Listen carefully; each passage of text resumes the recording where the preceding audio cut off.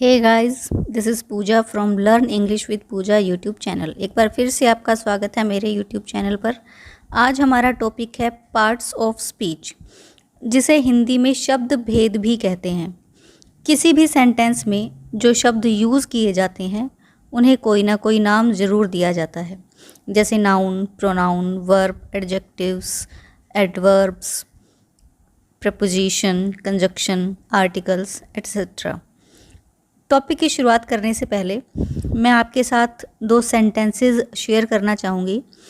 मान लीजिए मैं किसी से बात कर रही हूँ और वो मुझसे कहते हैं कि Mohan is a good boy. अब वो मुझसे पूछते हैं कि इस सेंटेंस में मोहन क्या है। मैं कहती हूँ मोहन एक नाउन है। फिर वो मुझसे पूछते हैं कि ये कौन सा नाउन है। मैं कहती हूँ कि प्रॉपर नाउन है, क्योंकि वह किसी व्यक्ति का नाम है। फिर मुझसे पूछा जाता है कि सेंटेंस में इज़ क्या है। मैं जवाब देती हूँ ये प्रेजेंट की हेल्पिंग वर्ब है। फिर मुझसे पूछा जाता है ए क्या है। ए एक आर्टिकल है। फिर वो पूछते हैं कि ये डेफिनेट आर्टिकल है या इनडेफिनेट आर्टिकल है। मेरा जवाब है कि ये इनडेफिनेट आर्टिकल है। सेंटेंस में गुड क्या है मुझसे पूछा जाता है। गुड एक एडजेक्टिव है। मैं उनको ये जवाब देती हूँ। इसके बाद वो मुझसे पूछते हैं कि क्या इस एडजेक्टिव की कोई डिग्री भी होती है। मेरा जवाब है कि हाँ, इसकी 3 डिग्री होती हैं, गुड, बेटर, बेस्ट, क्योंकि हर एडजेक्टिव की 3 डिग्री होती है। इसके बाद वो मुझसे पूछते हैं कि सेंटेंस में बॉय क्या है। मैं उनको कहती हूँ कि यह एक कॉमन नाउन है। नेक्स्ट सेंटेंस देखिए, ही रन्स फास्ट। अब इस सेंटेंस में वो मुझसे पूछते हैं कि ही क्या है। मैं जवाब देती हूँ कि ही एक प्रोनाउन है। फिर मुझसे पूछा जाता है कि रन्स क्या है। रन एक वर्ब है, क्योंकि यह नाउन या प्रोनाउन के एक्शन को शो करता है, इसीलिए यह एक वर्ब है। सेंटेंस में हमें ये बताता है कि हमारा जो नाउन है वो किस एक्शन में लगा हुआ है, किस कार्य में लगा हुआ है, इसीलिए यह एक वर्ब है। फिर मुझसे पूछा जाता है कि फास्ट क्या है। फास्ट इसमें एक एडवर्ब है, क्योंकि यह नाउन के द्वारा जो एक्शन किया गया है उसको मॉडिफाई करता है, इसीलिए यह एक एडवर्ब है। अब ये पूरे के पूरे सेंटेंसेस में जितने भी वर्ड्स मैंने यूज़ किए हैं सभी को कोई ना कोई नाम दिया गया है। इन नामों को ही पार्ट्स ऑफ स्पीच कहा जाता है। मेरी भाषा में अगर आप इसको समझना चाहें तो ये ऐसे होगा, जैसे किसी डिश को प्रिपेयर करने के लिए हम स्पाइसेस का यूज़ करते हैं उसको टेस्टी बनाने के लिए, बस बिल्कुल वैसे ही है। अपने सेंटेंस को एक कंप्लीट लुक और एक अच्छा टेस्ट देने के लिए हम जिन चीज़ों को यूज़ करते हैं उनको पार्ट्स ऑफ स्पीच कहा जाता है। इसको आप फैमिली ऑफ ग्रामर भी कह सकते हैं। तो देखिए फिर ये पार्ट्स ऑफ स्पीच हमारे पास कौन से होते हैं। ये संख्या में 8 होते हैं। Noun, pronoun, adjective, verb, adverb, preposition, conjunction और इंटरजेक्शन। ये सारी की सारी हमारी पार्ट्स ऑफ स्पीच हैं। ये ग्रामर की फैमिली है।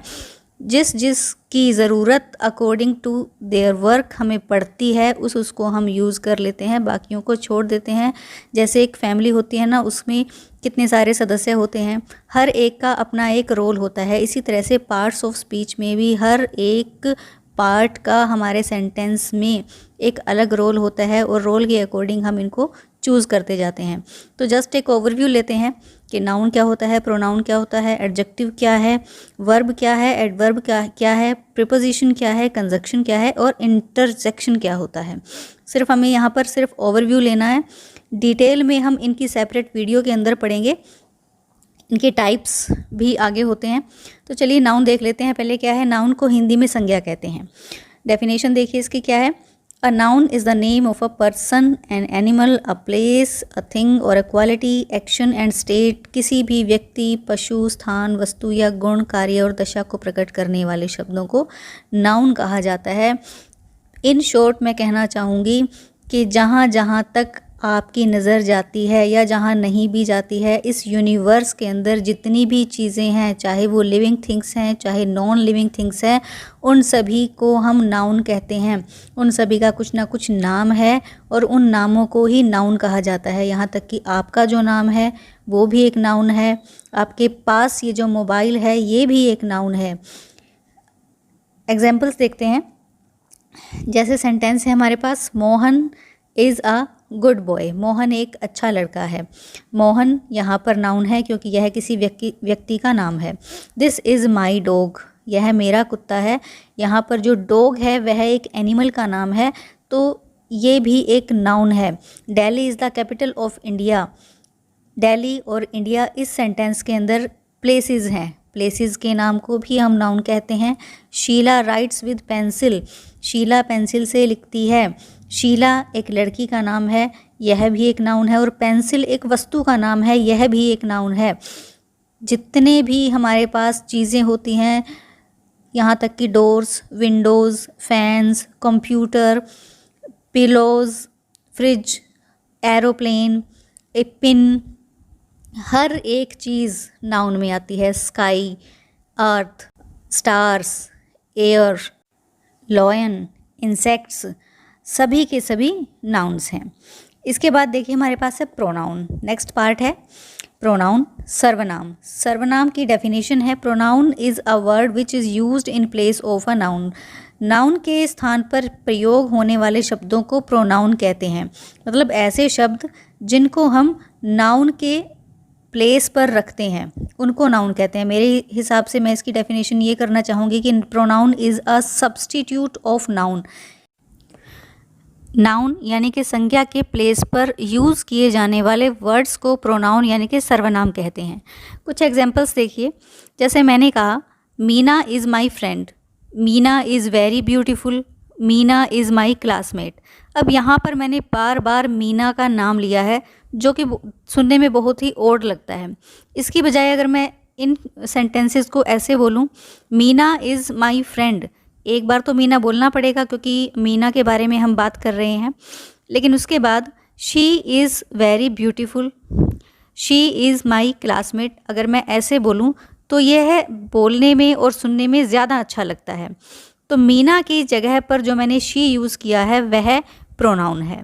इसी तरह से this is a small toy, I have bought it. यहाँ पर दो सेंटेंसेस मैंने बोले हैं। एक है मेरे पास एक खिलौना है, मैंने इसे ख़रीदा है। सेकंड सेंटेंस में जो मैंने इट यूज़ किया है वह टॉय के लिए यूज़ किया है। तो इट टॉय के लिए प्रोनाउन को यूज़ किया मैंने इट के रूप में। अगला सेंटेंस देखिए, students are in the class, they are not reading. First sentence में मैंने स्टूडेंट्स का नाम लिया, नाउन हमारे पास स्टूडेंट है। सेकंड सेंटेंस में भी मैंने उन्हीं स्टूडेंट्स के बारे में बात की है कि वो पढ़ नहीं रहे हैं, तो उन स्टूडेंट्स नाउन की जगह पर मैंने दे को यूज़ किया। तो यहाँ पर दे प्रोनाउन है स्टूडेंट का। नेक्स्ट सेंटेंस देखिए, Sita is a good girl, she sings well. First sentence में मैंने बोला सीता एक अच्छी लड़की है, सीता एक नाउन है। उसके बाद मैंने उसी के बारे में एक और इन्फॉर्मेशन दी कि वह अच्छा गाती है और उसके नाम के स्थान पर मैंने शी को यूज़ किया। तो शी यहाँ पर सीता का प्रोनाउन है। इसी तरह से हम जिन शब्दों को नाउन के स्थान पर यूज़ करते हैं, बार बार किसी नाउन का नाम ना लेकर उसके स्थान पर हम जिन वर्ड्स को यूज़ करते हैं उनको प्रोनाउन कहा जाता है। नेक्स्ट पार्ट है हमारे पास एडजेक्टिव। एडजेक्टिव का मीन होता है हिंदी में विशेषण। जैसे नाम से ही पता चलता है कि कुछ विशेष होगा। डेफिनेशन देख लेते हैं पहले।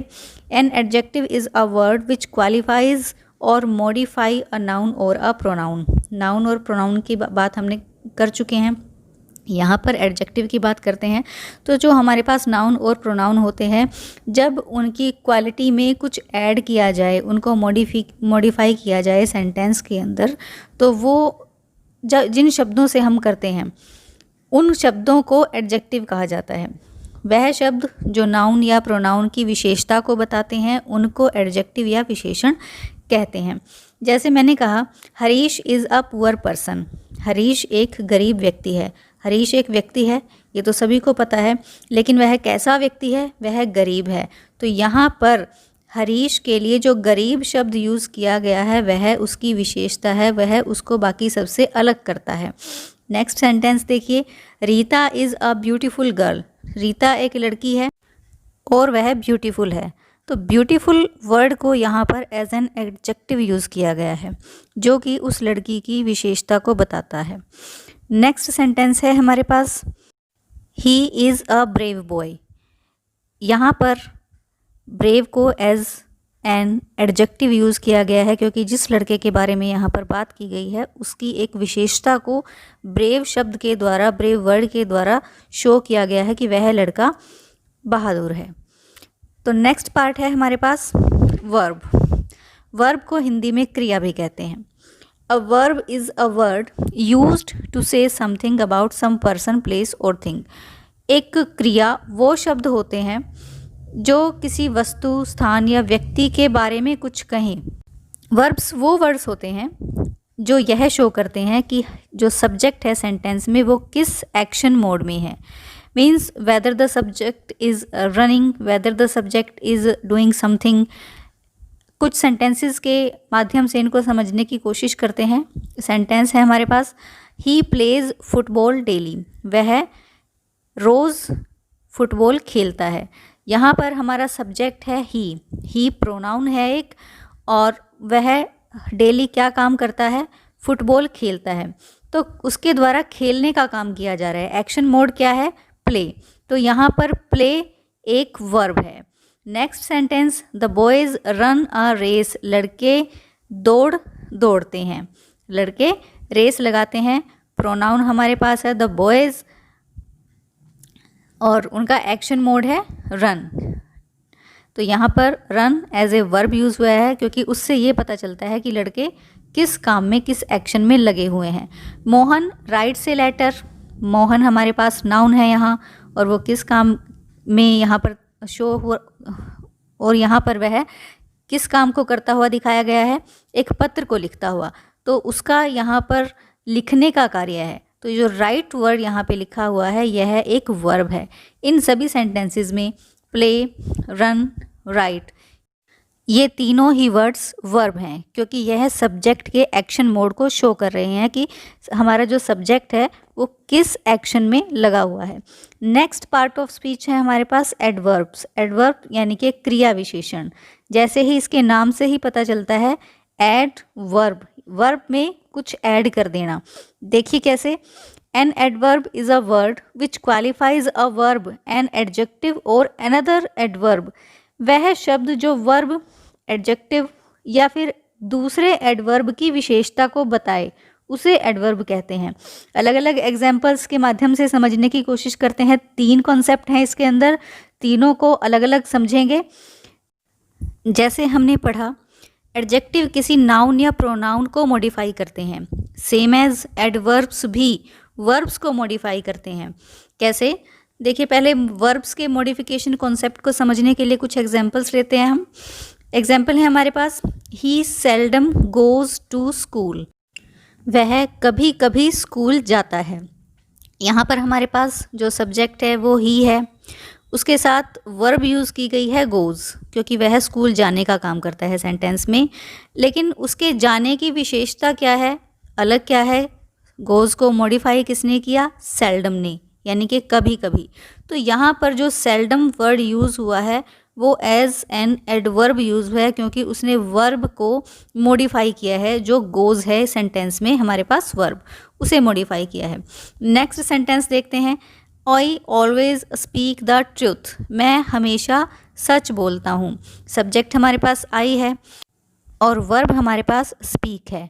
तो सच बोलना एक एक्शन है, कार्य है, और इस सच बोलने की स्पेशलिटी क्या है कि यह हमेशा ही बोला जाता है। तो इस ऑलवेज वर्ड ने हमारी जो वर्ब है स्पीक, इसको मॉडिफाई किया है, इसको एनहेंस किया है, इसीलिए यह एक एडवर्ब है। नेक्स्ट सेंटेंस देखिए, ही रन्स फास्ट। वह तेज़ दौड़ता है।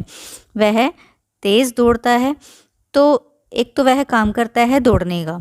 उस दौड़ने की खासियत क्या है कि वह तेज़ दौड़ता है। तो फास्ट वर्ड ने यहाँ रन्स को, हमारी जो वर्ब है हमारे पास रन्स, उसको मॉडिफाई किया है, इसीलिए यहाँ पर जो फास्ट वर्ड है यह एज एन एडवर्ब यूज़ हुआ है। अब सेकंड कॉन्सेप्ट है हमारे पास एडजेक्टिव के मॉडिफिकेशन कॉन्सेप्ट को समझने के लिए एग्जांपल्स देखते हैं। She is a very poor lady, वह एक बहुत गरीब लेडी है।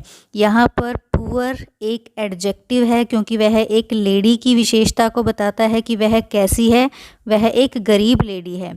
और इस गरीब लेडी को, इस पुअर लेडी को एनहेंस किया है वेरी ने। तो वेरी जो वर्ड यहाँ पर यूज़ हुआ है यह एज एन एडवर्ब यूज़ हुआ है, जिसने एडजेक्टिव को भी मॉडिफाई कर दिया। जो हमारे पास पुअर एडजेक्टिव है यह वेरी से मॉडिफाई हो रहा है, इसीलिए यह एक एडवर्ब है। नेक्स्ट सेंटेंस देखते हैं। Mohan is a very honest man, same as, same ही कॉन्सेप्ट है, सेम ही सेंटेंस है। मोहन बहुत ही ईमानदार व्यक्ति है। मोहन की विशेषता क्या है? वह एक व्यक्ति, बहुत ही ईमानदार व्यक्ति है। मोहन की विशेषता क्या है कि वह एक ईमानदार व्यक्ति है। उसकी ईमानदारी की भी आगे विशेषता है कि वह बहुत ईमानदार है। तो यहाँ पर वेरी वर्ड भी एज एन एडवर्ब यूज़ हुआ है, जिसने एडजेक्टिव को एनहेंस किया है, एडजेक्टिव को मॉडिफाई किया है इस सेंटेंस के अंदर। नेक्स्ट कॉन्सेप्ट है हमारे पास एडवर्ब के मॉडिफिकेशन कॉन्सेप्ट, यानी कि जब एडवर्ब, एक एडवर्ब दूसरे एडवर्ब को ही मॉडिफाई कर दे। अब एडवर्ब एडवर्ब को कैसे मॉडिफाई करेगा, देखिए एग्जांपल्स के थ्रू समझते हैं। आई केम हेयर वेरी क्विकली, मैं यहाँ बहुत जल्दी आया। एक तो एडवर्ब है हमारे पास यहाँ पर क्विकली, यानी कि जल्दी से। अब वो उसी एडवर्ब को वेरी ने और ज़्यादा मॉडिफाई कर दिया। नेक्स्ट पार्ट ऑफ स्पीच है हमारे पास प्रीपोजिशन, यानी कि संबंध बोधक। Prepositions is a word placed before a noun or a pronoun to show its relation with something else in the sentence। ऐसे वर्ड्स जो किसी नाउन या प्रोनाउन के साथ आकर उनका सेंटेंस में किसी और शब्द से, किसी और वर्ड से रिलेशन शो करते हैं, उन्हें प्रीपोजिशन कहा जाता है। इन शॉर्ट मैं कहना चाहूँगी कि प्रीपोजिशंस वो वर्ड्स होते हैं जो एक नाउन या प्रोनाउन का दूसरे नाउन या प्रोनाउन से किस तरह का रिलेशन है उनको शो करे। एग्जाम्पल्स के थ्रू समझने की कोशिश करते हैं। The watch is on the table, घड़ी मेज के ऊपर है। फर्स्ट नाउन है हमारे पास द वॉच, सेकंड नाउन है हमारे पास टेबल। अब दोनों के बीच में रिलेशन कैसा है कि जो घड़ी है वह टेबल के ऊपर है। तो जो ओन वर्ड है यहाँ पर वो एज अ प्रेपोजिशन यूज़ हुआ है, जिसने घड़ी और टेबल के बीच में एक रिलेशन बना दिया है कि घड़ी टेबल के ऊपर है। नेक्स्ट सेंटेंस देखिए। दे लाफ्ड एट हिम, वो उस पर हंसे। फर्स्ट प्रोनाउन है हमारे पास दे, सेकंड प्रोनाउन है हिम। अब उनका उसके साथ रिलेशन कैसा है कि वो उस पर हंसे हैं। तो एट ने इन दोनों को जोड़ दिया है, जिस वजह से जो एट है वो एज अ प्रीपोजिशन यूज़ हुआ है। He is sitting in the garden, he is sitting in the garden, वह बगीचे में बैठा हुआ है। तो बगीचे और उसके बीच में रिलेशन कैसा है कि वह बगीचे में है। तो इन वर्ड यहाँ पर प्रीपोजिशन है। He is away from me, वह मुझसे दूर है। मेरे और उसके बीच में कैसा रिलेशन है? दूर होने का। तो इस तरह से इस फ्रॉम वर्ड ने मुझे और उसे दोनों को दूर कर दिया है, दोनों के बीच में दूरी का रिलेशन इसने हमारे बीच में बना दिया है। तो यहाँ पर जो फ्रॉम है वह एज अ प्रीपोजिशन यूज़ हुआ है। तो इन चारों ही सेंटेंसेस में ऑन, एट, इन और फ्रॉम प्रीपोजिशंस है। नेक्स्ट पार्ट है हमारे पास कंजक्शन, यानी कि संयोजक। जैसे ही नाम से ही पता चलता है, संयोजक यानी कि जोड़ने वाला। A conjunction is a word use to join two words और सेंटेंसेस। ऐसे शब्द, ऐसे वर्ड जो दो शब्दों को या फिर दो वाक्यों को आपस में जोड़ दें, उन्हें कंजक्शंस कहा जाता है। कैसे देखिए, Ram and Shyam are good friends, Ram और श्याम को किसने जोड़ दिया? एंड ने। तो एंड यहाँ पर कंजक्शन है। राम और श्याम दो अलग अलग वर्ड्स हैं जिनको एंड ने आपस में कनेक्ट कर दिया है, जोड़ दिया है, इसीलिए जो एंड वर्ड है यहाँ पर वह कंजक्शन का काम करता है। नेक्स्ट सेंटेंस देखिए, he is माइजर but he is honest, दो अलग अलग सेंटेंस है, वह कंजूस है, और दूसरा सेंटेंस है वह ईमानदार है। दोनों सेंटेंसेस को बट वर्ड ने यहाँ पर आपस में कनेक्ट कर दिया है, वह कंजूस है लेकिन वह ईमानदार है। तो इस तरह से यहाँ पर बट वर्ड जो है वो एज अ कनेक्टर यूज़ हुआ है, तो यहाँ पर यह कंजक्शन है।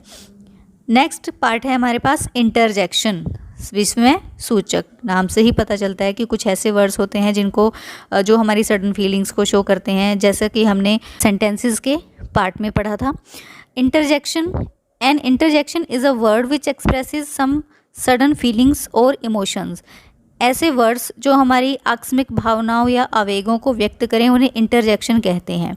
जैसे ब्रावो, ओह, खुश, अलास, ये सभी वर्ड्स हम सेंटेंसेस के पार्ट में पढ़ चुके हैं। फिर से एग्जांपल्स के थ्रू देखते हैं। ब्रावो पीछे साइन ऑफ एक्सक्लामेशन इनमें लगा होता है। He has won the match, ओहो, ही इज़ नो मोर, खुश, the lion has come, alas, I am undone. इन सभी सेंटेंसेस में ब्रावो, ओह, खुश और अलास खुशी, दुख, डर व दुख के लिए यूज़ किए गए हैं, इसीलिए ये सारे के सारे वर्ड्स जो हैं इंटरजेक्शन है, जो हमारी इनर फीलिंग्स को, हमारी सडन फीलिंग्स को, इमोशंस को शो करते हैं। तो इस तरह से हमने देखा पार्ट्स ऑफ स्पीच का ओवरव्यू जस्ट लिया है हमने। इन सभी पार्ट्स की डिटेल में स्टडी हम नेक्स्ट वीडियो लेक्चर में करेंगे। इन सभी के बारे में अच्छे से पढ़ने के लिए, इनके टाइप्स कितने होते हैं, कौन से होते हैं, उनको डिटेल में जानने के लिए एक सेपरेट वीडियो को हम देखेंगे। तो आज का लेक्चर यहीं तक था। प्रैक्टिस करते रहिए आप। वीडियो अगर पसंद आया हो तो लाइक, शेयर, कमेंट ज़रूर करें। Thank you.